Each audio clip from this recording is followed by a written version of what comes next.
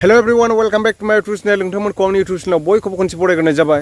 नोंथांमोनाथ' thumbnail आरो title नायनानै बयबो मिथिया नङा मिथिखाबाय जानांसिगौ जोङो मानि बागै बाथ्रा सावरायनो नागिरदों। माने नोंथांमोना आं दिनै नोंथांमोननो एसे खोन्थानो नागिरदों आरोना मनिटाइजखौ बोरै एप्लाइ खालामो आरो मनिटाइज खालामोब्ला मा जायो। मनिटाइज खालामखांनायनि उनावसो जोङो फैसा आर्निं खालामनो हायो आरोना इउटुबनिफ्राय। दा जोङो फार्स्टआवनो 4000 वाट्स टाइम माने 4000 पाब्लिक वाट्स आवारखौ नोंथाङा कमप्लिट खालामनांगोन। बेनिफ्राय 1000 साबस्क्राइब 1000 साबस्क्राइबखौ कमप्लिट खालामब्ला माने एप्लाइ नाव फैयो आरोना मोनसे अपसन फैयो। बे एप्लाइ नाव थुनानै माखासे फर्म एप्लाइ खालामनो गोनां जायो, एड्रेस प्रुफ होनो गोनां जायो। बिनि उनावसो एड्रेसफोरखौ होबासो माने नोंना मनिटाइज जाना फैयो। मनिटाइज जाबासो नोंना फैसा आर्निं खालामनो हायो आरोना।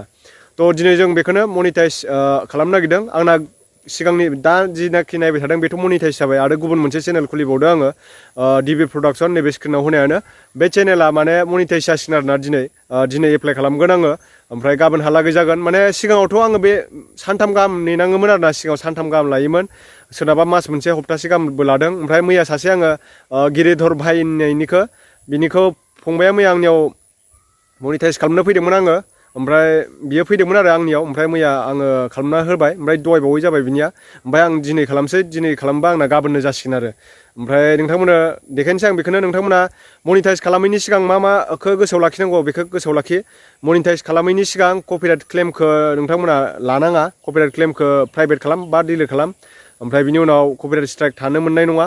बेनिफ्राय कपिराइट गाइडलाइन्स स्ट्राइकबो फैबावो दाना। गाइडलाइन्स नोंथाङा माने गाइडलाइन्सफोरखौ फल' खालामना खालामा बिनिबो थानाङा। मालायनि कन्टेन्ट जानो मोना, रिउस जानो मोना कन्टेन्टफोरा, होमबासो माने मनिटाइज खालामनानै हरो आरो इउटुबनिफ्राय। थ' बिदिब्ला बांद्राय गोबाव बुंला आङो। जायफोर सोंनो गोसो कमेन्ट खालामनानै सोंनो हागोन। आरो नोंथांमोननो जुदि माबा मोनसे इनफरमेसन माने इउटुबनि फारसे नांगौब्ला आङो भिडिअ बानायना होगोन। दिनै बांद्राय गोलाव बुंबाबो नोंथांमोना माने गोसोआव थानाय नङा। दिनै मनिटाइज खालामनायनि रुल्सफोरखौल' आं खिन्थानोसै, नोंथांमोना भिडिअखौ नायलांदो। आरो बेजों लोगोसे गोसो गोरबोनिफ्राय अननाय आरो गोजोननायखौ जासिहरनाय थाबाय। मास मोननैबो नाङाखै आंनो माने बे चेनेला मनिटाइज जानो आरोना। गोबां सापर्ट खालामबाय नोंथांमोना बे गोदान चेनेलखौबो। नुबाय थासिगोन बेफोरबायदिनो। नभेम्बरनिफ्राय आङो नोंथांमोना एलबाम लाबोबाय थागोन। मानो होनना बुङोबा एलबामनि थाखायसो आं नैबे डिबि प्रडाक्सनखौ खुलिदों। बे दैमु प्रडाक्सन आरोना, दैमु बसुमतारी प्रडाक्सन आंनि चेनेलनि नामा। डिबि प्रडाक्सन दोनदों आङो। बेयाव माने आङो एलबामफोरल' लाबोगोन, एलबाम आरो फिल्मफोरल', मिउजिक एलबामल'। बेयाव सोरखौबा जावनाय माबा माबि रस्टिं भिडिअ बानायनाय जानाय नङा। थ' नायलांबाय थादो माने मनिटाइजखौ बोरै खालामो। चलो थ' बिदिब्ला नोंथांमोन दानिया फैदो जोङो गावनि वाइटि स्टुडिअ'आव आरोना। आंना कपिराइट क्लेम दं नामा। कपिराइट क्लेमखौ मा खालामगोन आङो। कपिराइट क्लेम थाबाबो जेबो जाया, मनिटाइजआ जायो आरोना। ओमफ्राय दायो मा खालामगोन आङो, बेखौ कपिराइट क्लेमखौ प्राइभेटाव दोनथ'जोबनोसै, जाहाथे वाट्स आवारा आंना खमाया आरोना। बेखौ प्राइभेटाव दोनगोन आङो दायो। प्राइभेटाव दोननानै एप्लाइ खालामगोन आरोना। सेभ खालामबाय, प्राइभेटाव दोनथ'बाय बेखौ। ओमफ्राय बिथिं कपिराइट क्लेम दंबावो नामा, मोनबेसे दङ, नैबे मोनसे दङ। बेखौ मा खालामगोन आं, प्राइभेटाव दोनथ'नोसै। बे मोनसे ट्रिक आरोना मनिटाइज एप्लाइ खालामनायनि नोंथांमोन।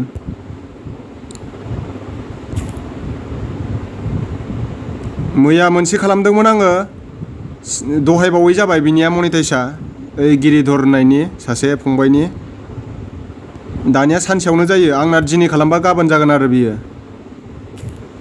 बेनिफ्राय आरो दंबावो नामा र' नायखाजोबनि आं। नैबेयाव मोनसे दङ, सना बेखौ प्राइभेटाव दोनसै।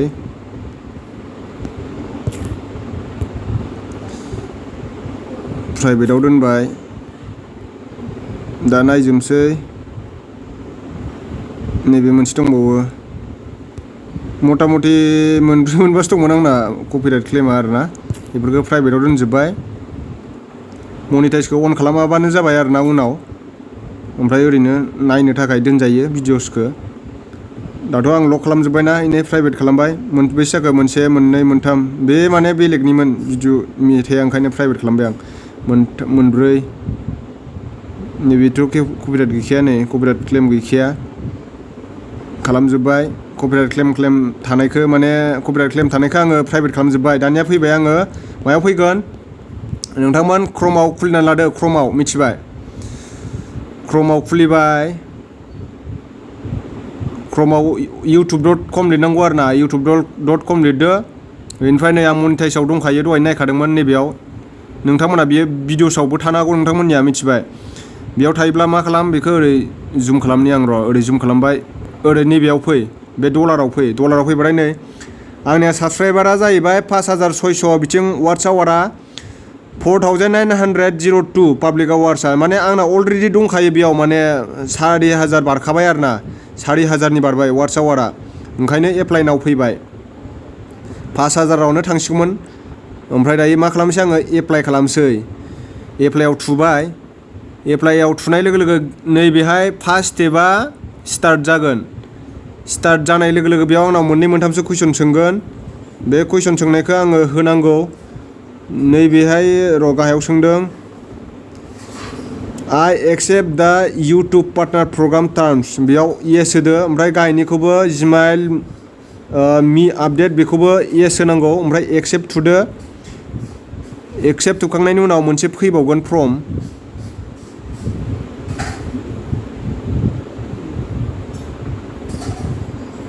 र' बेयाव माने दसे लडिं जादों आरो ना लडिं जानानै बेयाव बे नाम्बार 1आ डान जाबाथाय सेकेन्ड स्टेपाव एडसेन्स एकाउन्ट खुलिनो गोनां जायो एडसेन्स एकाउन्टबो खुलिनांगौ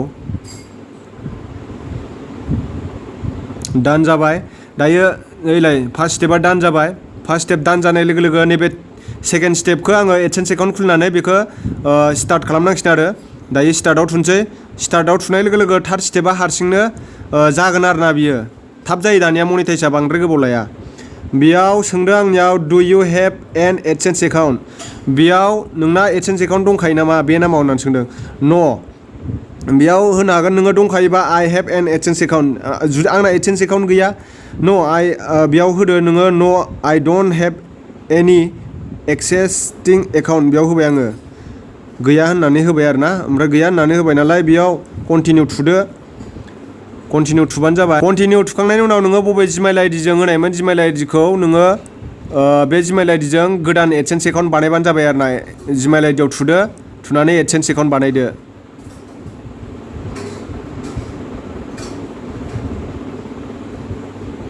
गोदान एडसेन्स एकाउन्ट बानायनांगोन नोङो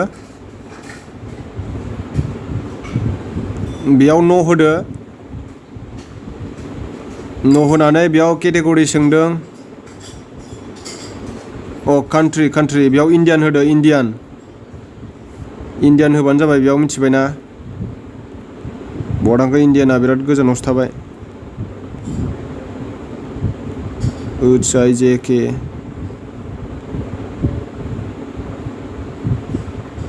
इण्डिया होबायना ओमफ्राय गाहायाव बोख्लायदो ओरैजाय बेयाव मोननैसो माबा सोंबावगोन नोंनियाव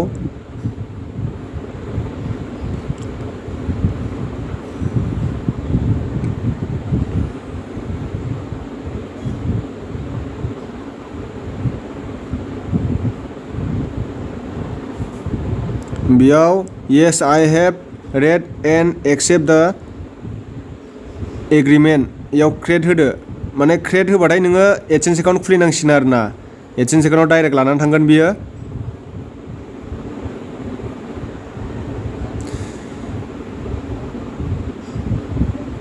कास्टमार इनफरमेसन